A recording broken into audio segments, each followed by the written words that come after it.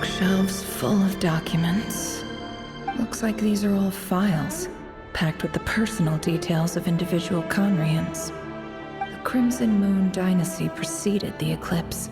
Since Rerir worked as a secret agent during the latter, it stands to reason that he was tasked with purging remnants of the old dynasty. Yep, lines up exactly with what Dainsleif told me.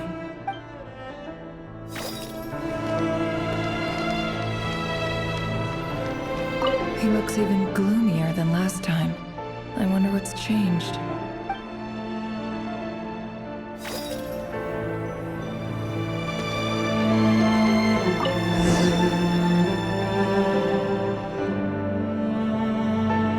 Today's files are in. Time to wade through them just like usual.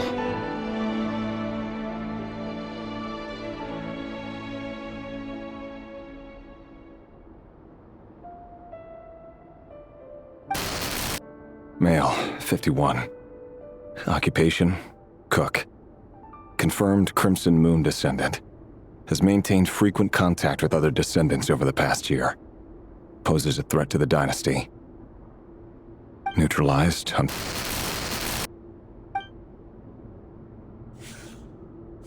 This one should be archived under purged targets.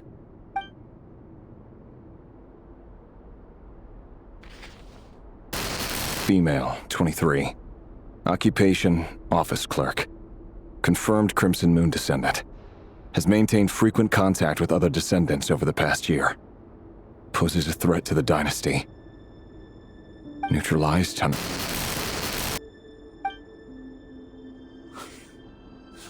Another one for purged targets. Sounds like she was that other man's daughter. Never mind. What's it got to do with me?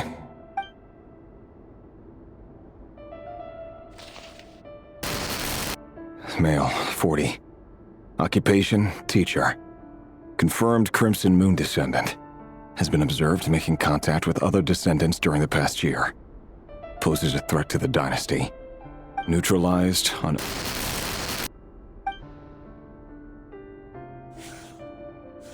Just another nobody for the archive. Come to think of it, I remember surveilling this man. A case like his never would have been considered a priority in the past. Huh. He barely even interacted with other Crimson Moon descendants.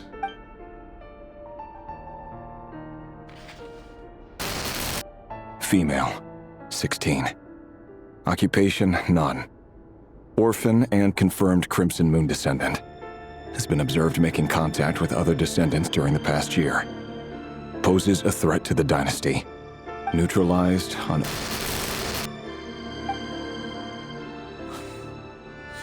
Filed. I have no recollection of this girl. None whatsoever. She doesn't seem to be anyone important, but then again, how many of them really are?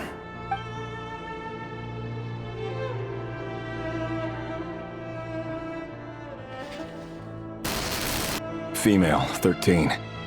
Occupation, none. Orphan and confirmed Crimson Moon descendant. Has been observed making contact with other descendants during the past year. Poses a threat to the dynasty. Neutralized and... Filed.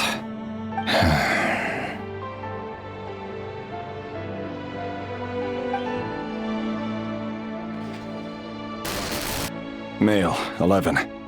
Occupation, none. Orphan and confirmed Crimson Moon descendant. Has not been observed making any contact with other descendants during the past year. Poses a threat to the dynasty. Neutralized and...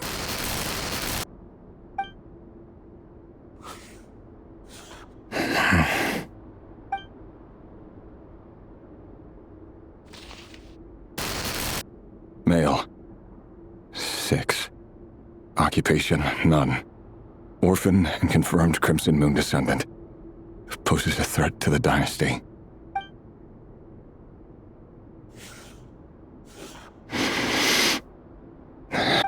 It's funny, isn't it? Your job is becoming both harder and easier at the same time, depending on how you look at it. Sooner or later, the Crimson Moon descendants will be completely wiped out. But as their numbers dwindle, they become harder and harder to track down.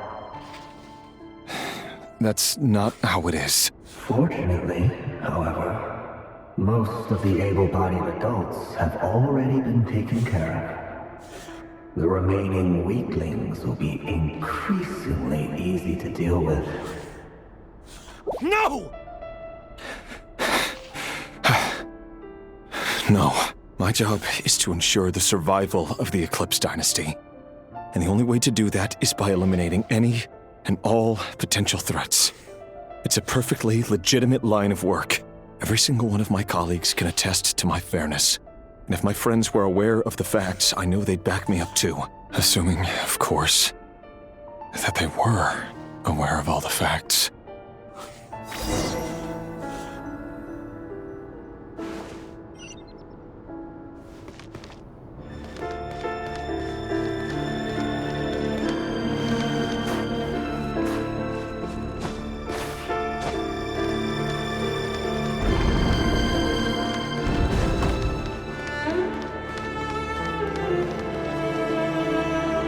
Mr. Vedafilnir, it's been quite some time since we last met. Rerir, I trust you're here because you have something important to discuss. Forgive me. I wasn't tuning out, it's just, I noticed you didn't even phrase that as a question. As if you knew I was coming. Tell me, does someone in your position ever feel the need to ask questions at all? It is indeed within my power to foresee certain things. Things like your arrival. I was just thinking. It won't be long before I'll be inviting both you and Dane to my wedding. That isn't a lie, but nor is it a fact as such. It's a wish, isn't it? No fooling a prophet, is there? Ever since that day we met for drinks, I knew it was only a matter of time before you came looking for me. Does it feel good? Knowing how the future will unfold. I'm afraid the notions of good and bad fail to capture the complexity of what such a power entails. Once you've seen what will come to pass, it can be all too easy to succumb to fear and melancholy. Unless, of course, you learn to abandon these feelings. You fear my silence, and long to hear the words I left unspoken that day. That's right. You must have noticed my reluctance to broach the subject, and the reason is simple. Because the truth could never have lived up to your hopes. For both our sakes, such words are better left unsaid. The burden of prophecy was never meant for your shoulders. So who exactly do you deem worthy to hear your prophecies? None but our exalted king? Or rather, our king as he once was. You're closer to his majesty than I am. You must know better than anyone how much he's changed. You say that as though it is to my benefit. Yet precisely because of that, I dare not speak rashly. A king can turn out to be the most virtuous of rulers, or a tyrant more terrible than the most vicious of dragons. You are so wise and far-sighted, yet still you would have me live in fear of the unknown? You make a fair point. Especially given my silence alone was all it took to send you spiraling downwards. Very well then. Let me offer you some advice. And I say this not as a prophet or a visionary, but simply as the brother of your friend. For many reasons, there is very little chance of your marriage ending in happiness. If happiness is what you seek, you should find another fiancé.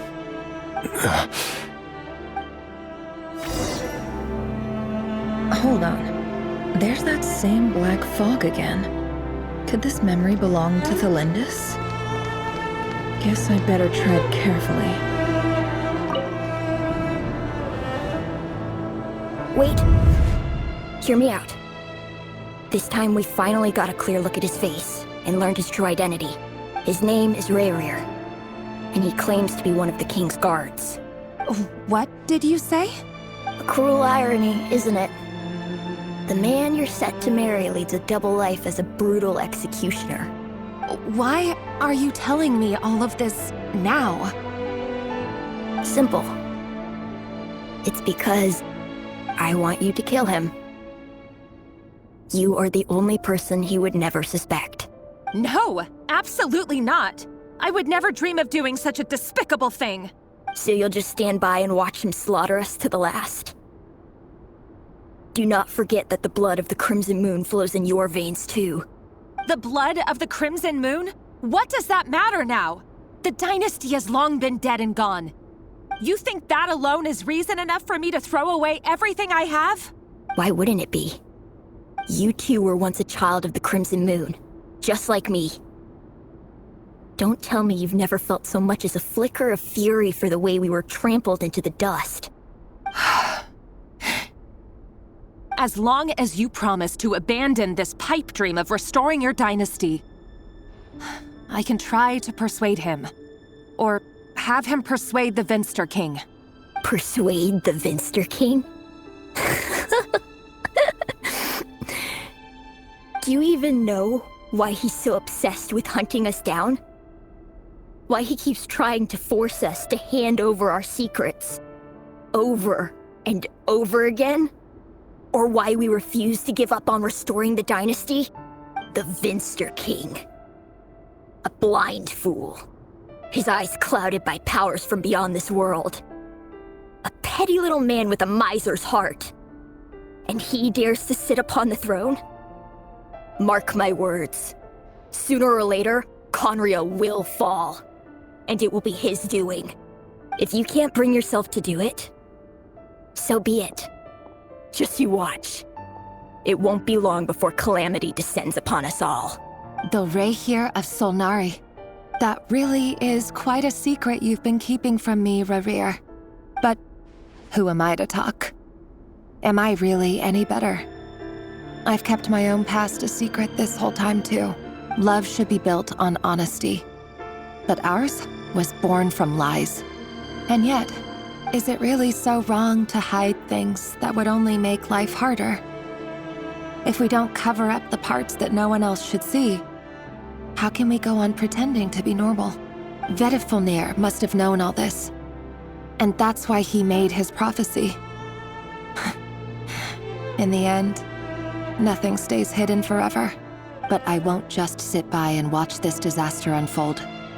I'll do everything in my power to protect what I cannot afford to lose, no matter who I have to face.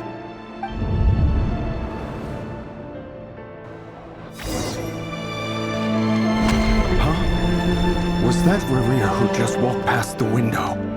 Doesn't it give you the chills that he still takes the same road to work every day, as if nothing ever happened? Those people at the deli. Enough already. They're clearly pretty taken by their own disguises, so just smile and play along. Pull the rug from under beasts like that, and you'll risk having your throat torn out. Delhi? Oh. They're talking about those people in the opposition. Right. I'd almost forgotten they used to run a deli. But surely you can see he's not the man he pretends to be! So many have died already, and they say that the king's madness grows with each passing day. We're not going to survive this, are we? But why does it have to be this way? Do we really deserve to die just because of the blood that runs through our veins? Felindis, are you even listening? Sorry, Freether.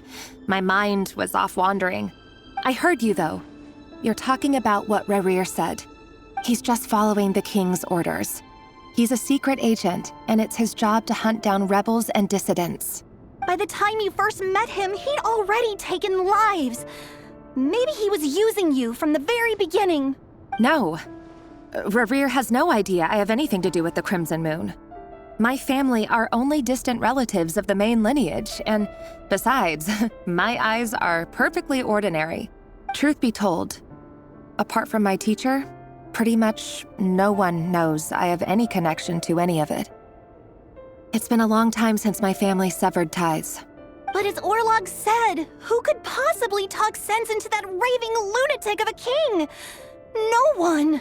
I'll work something out. Trust me, I'm with you all. But for now, you need to keep yourselves hidden. Don't let anyone find you, anyone at all. Don't forget that Rerir is an Eclipse operative. You need to be extra careful when he's around. And when I am too. For now, don't come looking for me. And if anything happens to me, just act like we've never met. If even you can't escape this, what hope do the rest of us have? But after all this time together, surely he wouldn't lay a hand on you. I won't speak in his defense, nor can I give you a clear answer to that question. But I'll do everything I can to put an end to this. Here, hold on to this. If an opportunity to escape presents itself, take it. You'll be glad you took some spare change.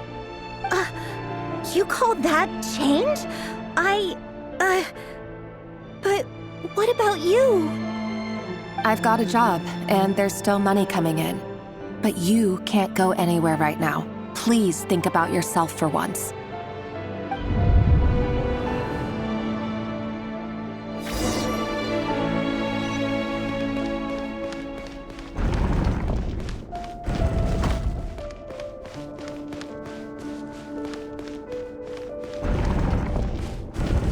Another day, another round of assassination training.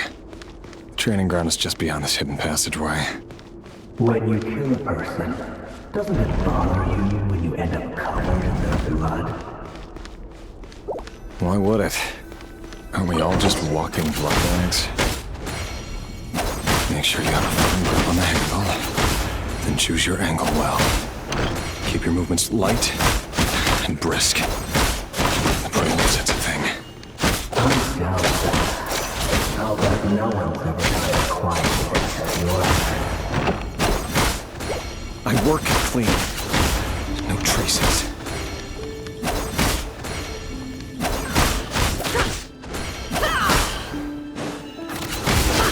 Doesn't make it open and above board, though. The king is powerful to do right now. What if someday he doesn't? That won't happen. He's changed. Ever since he fell under the spell of that power.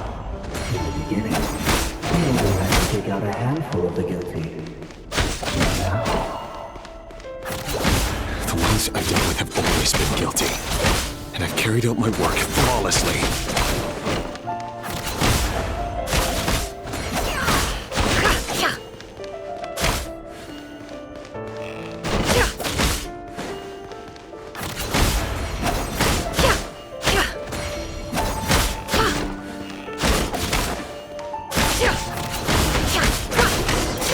you know why the legend in this picture proposed to you. Was it because he didn't trust you? Or something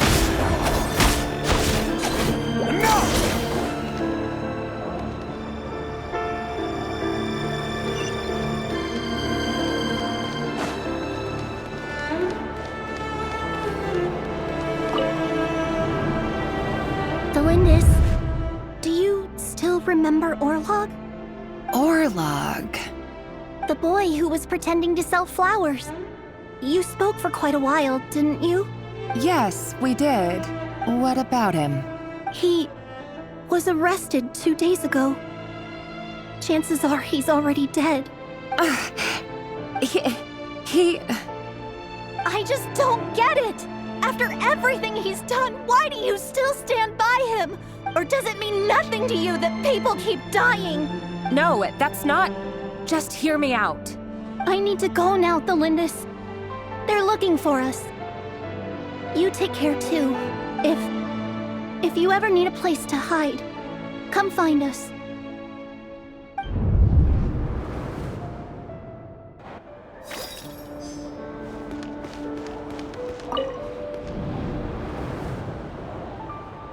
Author Thelindis.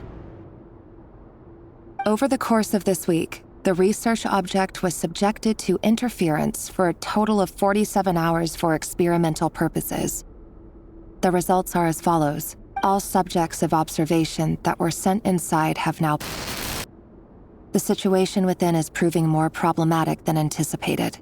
No progress whatsoever. What now? Won't you give me even a glimmer of hope? Things are getting worse by the day. I have to find a way or we'll all be in danger. But I... If all this research comes to nothing, what then? Sooner or later, it'll be my neck on the line. But could he really bring himself to kill me? No. Surely he wouldn't have the heart.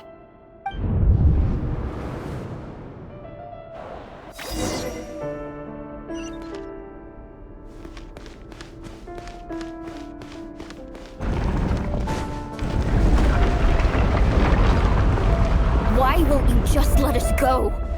We don't even know each other. All we want is to live ordinary, peaceful lives. You want to live?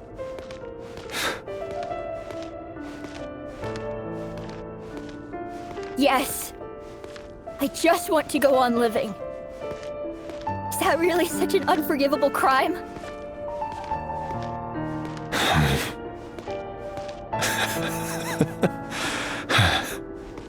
You want to go on living. I want to keep living too. To keep living forever. That's why I have no choice but to continue on the path I'm on. If only some savior would suddenly swoop down and change the way the world is. Too bad it's not going to happen. Imagine that. If there really were such a person, you and I wouldn't be standing here like this, would we?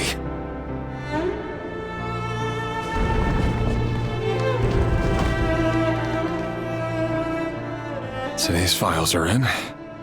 Time to wade through them just like usual. No, I don't get tired of it. It's my job. And not only am I lucky to have it, I'm good at it too.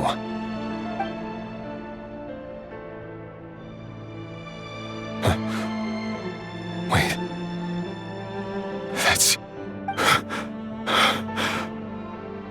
Thalindis?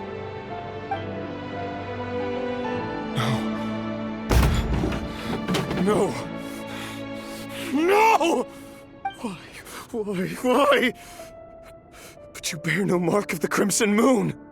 How could you possibly have anything to do with them? It cannot be! A diluted bloodline. Carefully concealed. I see it now. You've been living in the shadows just like me. What a fool I've been. Numbing myself with talk of justice.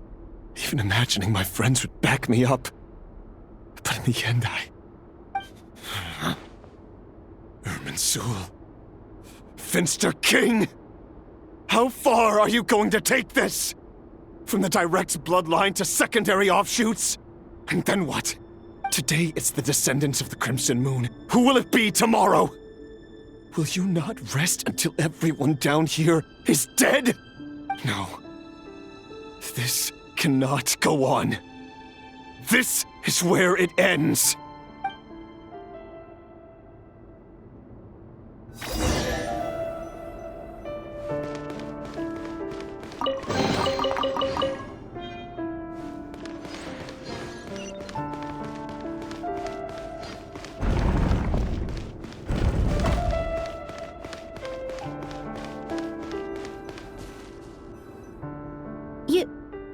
You're really letting me go? I am. As long as you can guarantee that no one will find you. Don't worry, I'll be extra careful.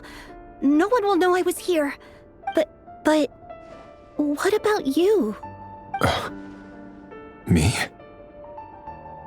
If you let me go, you won't be able to complete your mission, will you? Good point. In that case, maybe you should stay. No, please! I just want to see the outside world again. To Go on living? Yes. I know you're a man of your word. So please, just let me go. If I let you leave, what will become of me? Just kidding. Go, now. But remember, don't let anyone know you were caught. We'll be seeing each other again very soon if you do. Even shadows in the dark must live by a code. But you can't save everyone.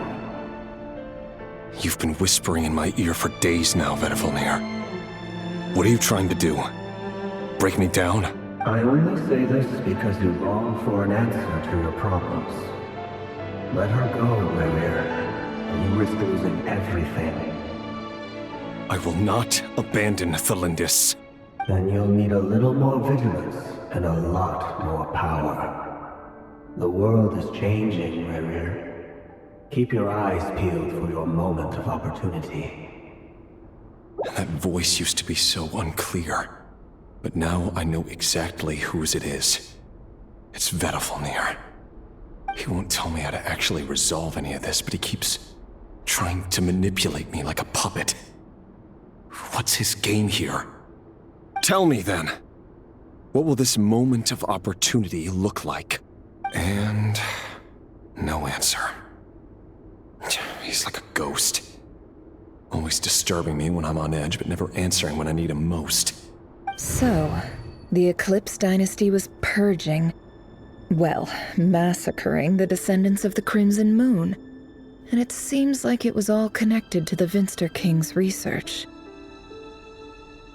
The King's obsession with abyssal power left the future of Conria hanging in the balance. No wonder every aspect of Rerir's life was so unstable. And it looks like this Thelindis, Rerir's would-be fiancée, herself belonged to a sub-branch of the Crimson Moon Dynasty's descendants.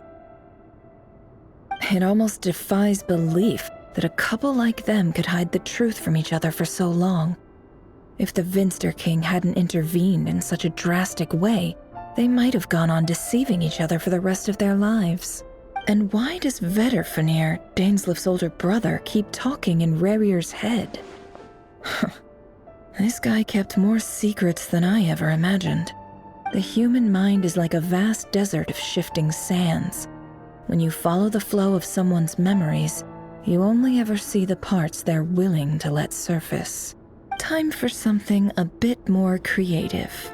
We've been inside Rerir's mind this whole time, building up a picture of his psyche. There's already enough clues on the board to start reading between the lines and mapping out the rest. Now, we can finally begin to put the pieces together. Sure, it'll only be a reconstruction, part simulation, part reasoning, but it's usually pretty accurate. Once we've built up a cognitive profile, we just need to cross-check the logic behind his actions. And then we'll be able to take a sneak peek at whatever it is that Rerir has really been hiding.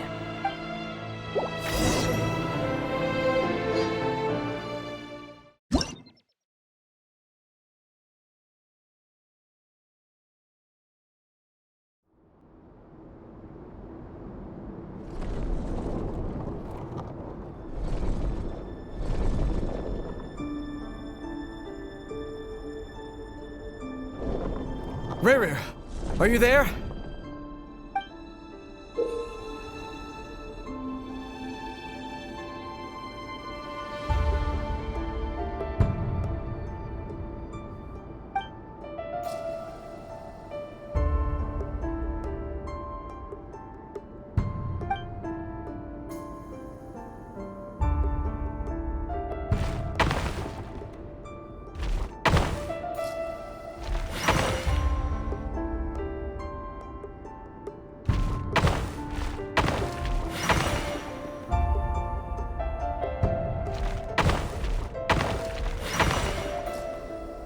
Hey, Rerir!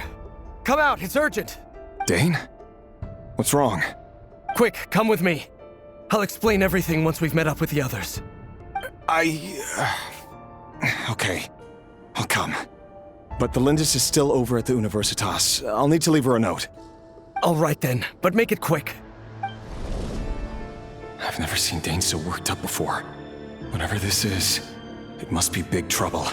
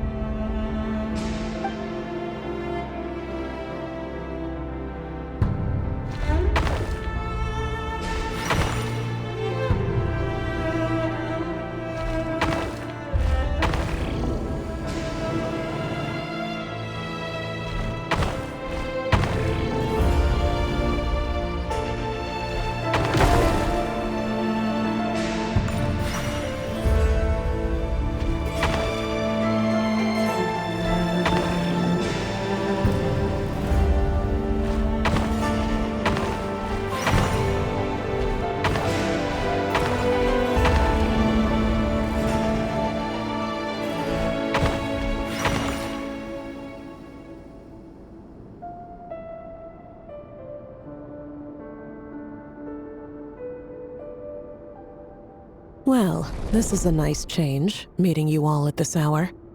When men and women of ambition can speak face to face in broad daylight, I say that's a big step forward for our dear Conria.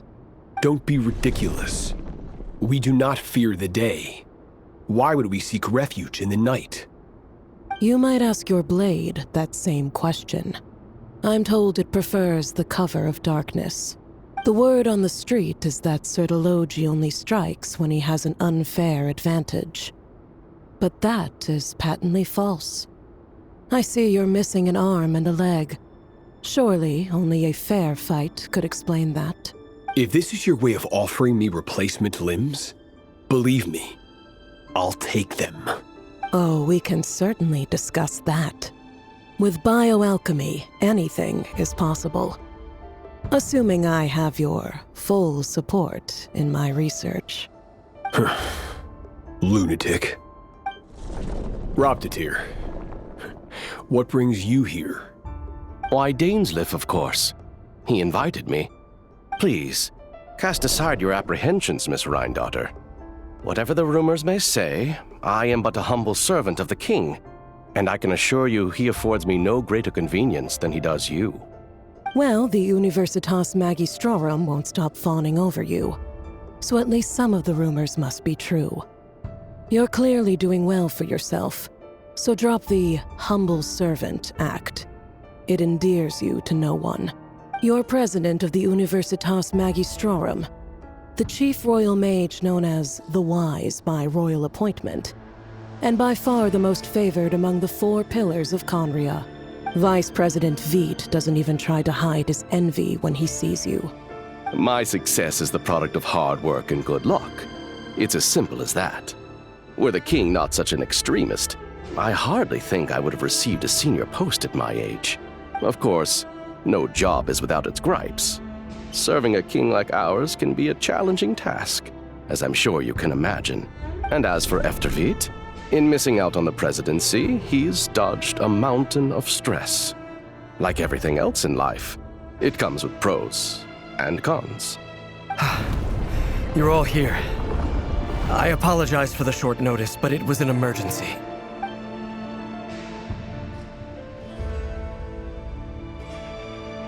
You must be Rarir. Mr. Sertologi. Yes, I handled your case file during your sentencing. Nothing personal, of course. I'm pleasantly surprised that you remember me. You're clearly a person of substance if you've been invited here. But Dainsleif, you'd better have a very good reason for convening this little gathering. It's my brother, Vedalfinir. After he spoke at the court this morning, the king was so infuriated by his words that he had him blinded in both eyes and thrown in prison. Vedalfinir in prison? Strange. I thought the king trusted him and Horoptatir more than anyone else in the world. Does this mean the king's circle of trust just got even smaller? It has nothing to do with trust. It's about what the king wants, which is as clear as day to anyone paying attention. I simply appease him, because it's in the best interests of the Universitas Magistrorum. And also because you're slimy. Vedafilnir, perhaps less so. But still, a visionless visionary? It rather inclines me to think that qualifications are not what get you ahead in Conria. Do you honestly think this is an important discussion to be having right now? Dane, what are you planning to do? Rescue Vedafilnir, I assume. Correct. It will mean storming the palace by force. Tonight. I need all of you on my side. That's far too dangerous. And don't forget, Dainsleif, you're captain of the Royal Guard. You swore an oath to the throne. You've been planning this for a while, haven't you? I have no desire to commit treason. But whatever critique the king may have of Vedafilnir, disfiguring your most loyal subject for putting the best interests of his court and nation first, this is not the conduct of a wise ruler. My blade will force the king to see the error of his ways. So, Vedafilnir's prophecy enraged the king. I'm sure it wasn't what he wanted to hear, but if he won't take counsel even from the visionary, that is deeply troubling news. The extent of His Majesty's madness is now all too clear. The question is, how does a man like me get out of this situation unscathed? You have noble ambitions, Dane, but I'm afraid they don't do much for a guy like me. I'm not interested in saving the world. All I want is a letter of pardon. A letter of pardon? For whom? Thelindis? The chances of the Vinster King issuing a pardon for anyone connected to the Crimson Moon seem vanishingly slim.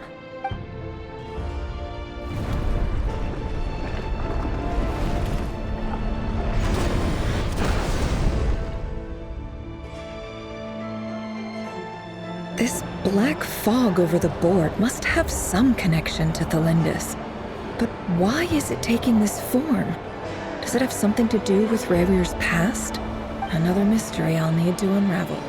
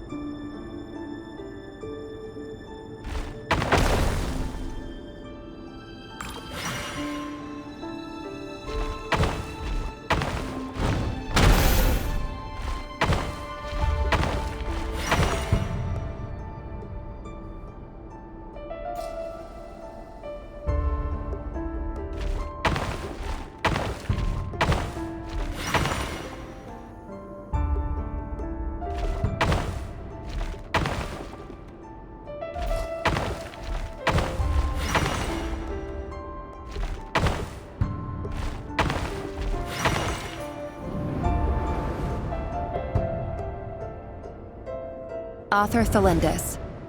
Over the course of this week, the research object was subjected to interference for a total of 60 hours for experimental purposes. The results are as follows. Research dating back to the Crimson Moon dynasty has established 2 points regarding moon marrow. Firstly, its origins have something to do with a god's power. Secondly, it serves as a portal to an as-yet indeterminate location. Moon marrow can thus be defined as a spatial gateway.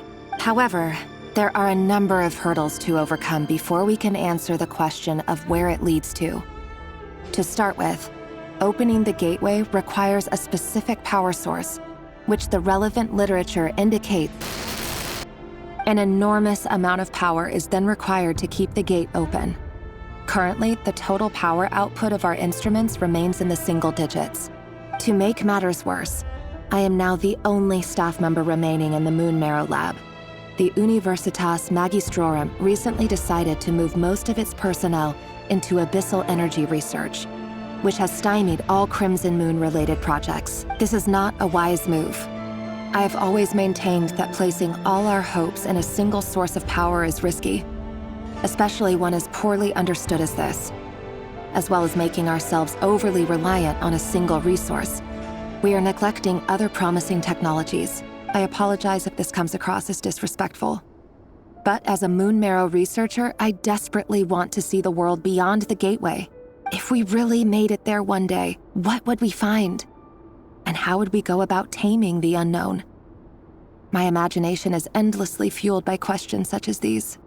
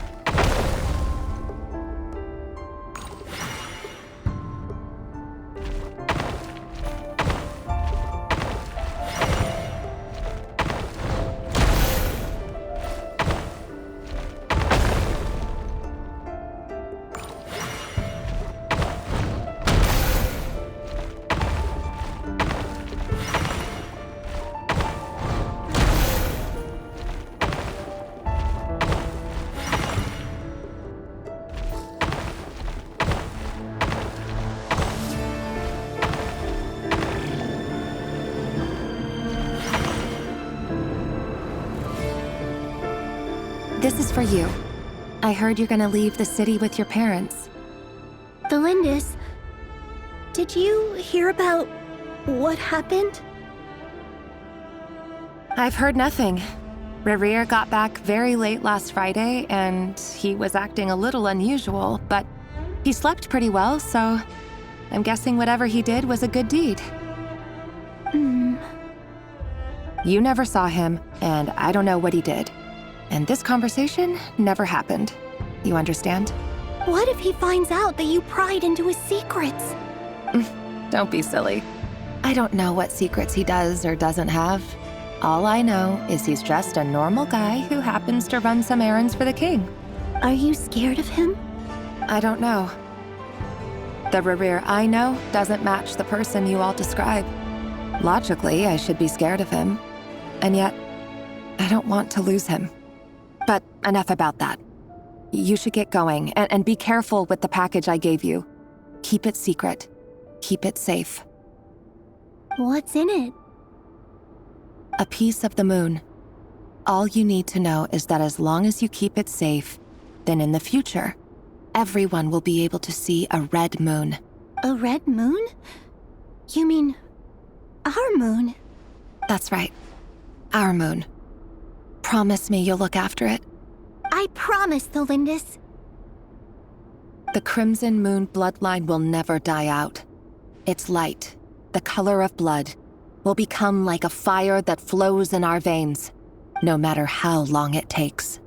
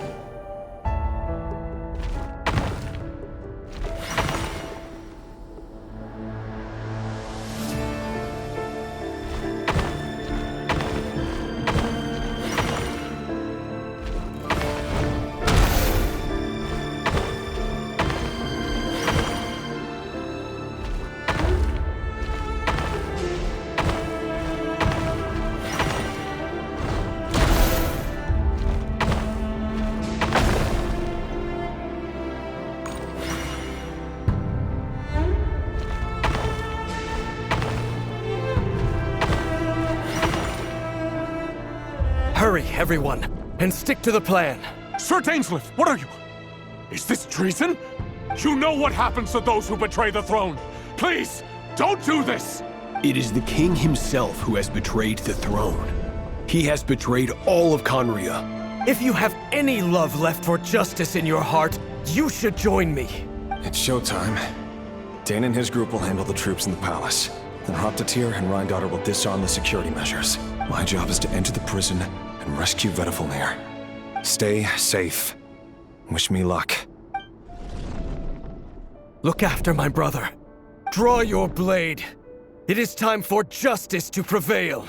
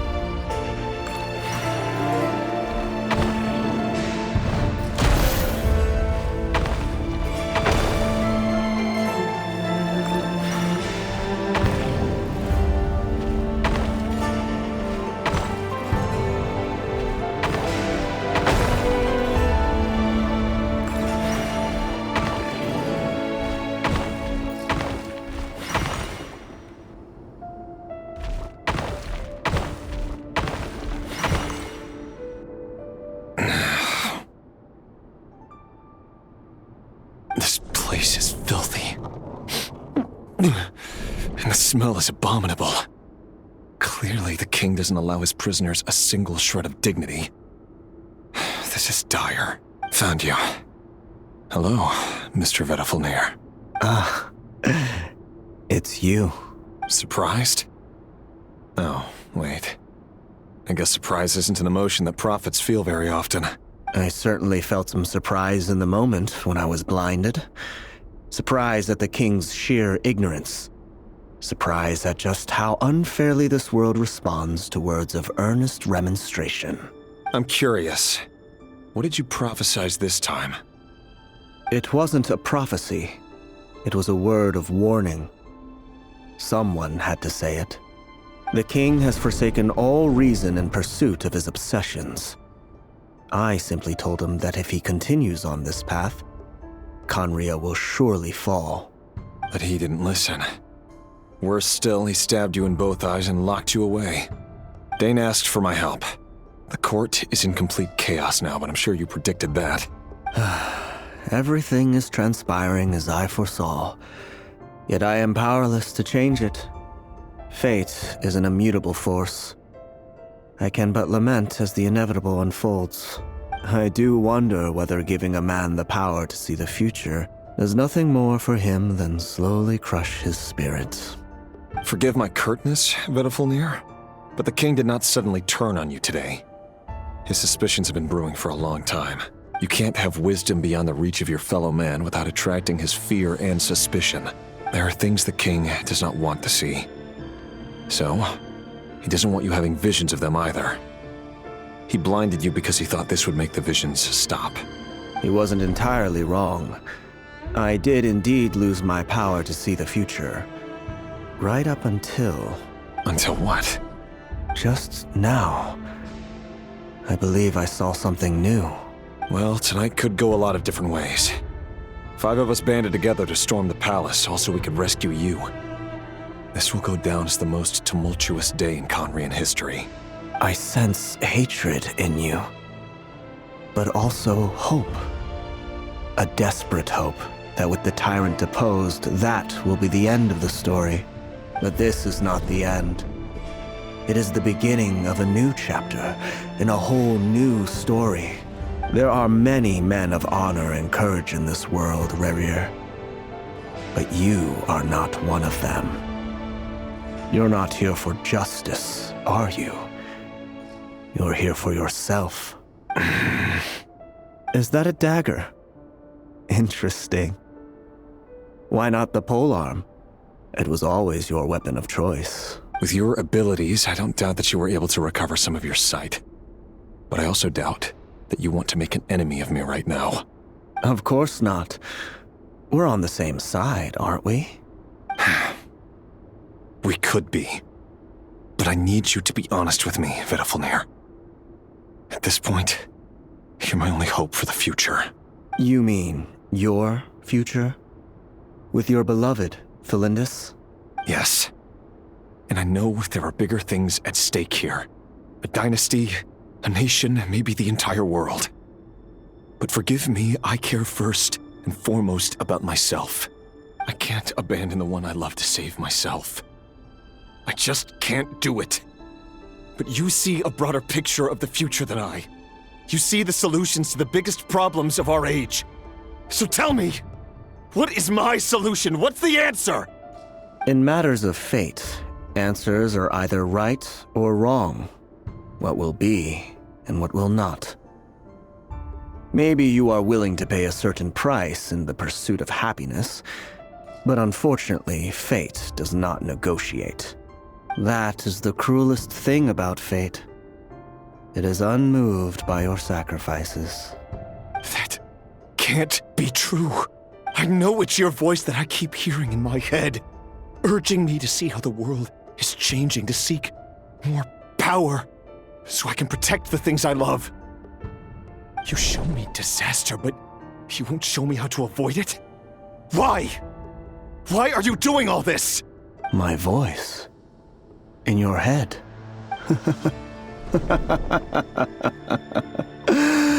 So, you hear it too.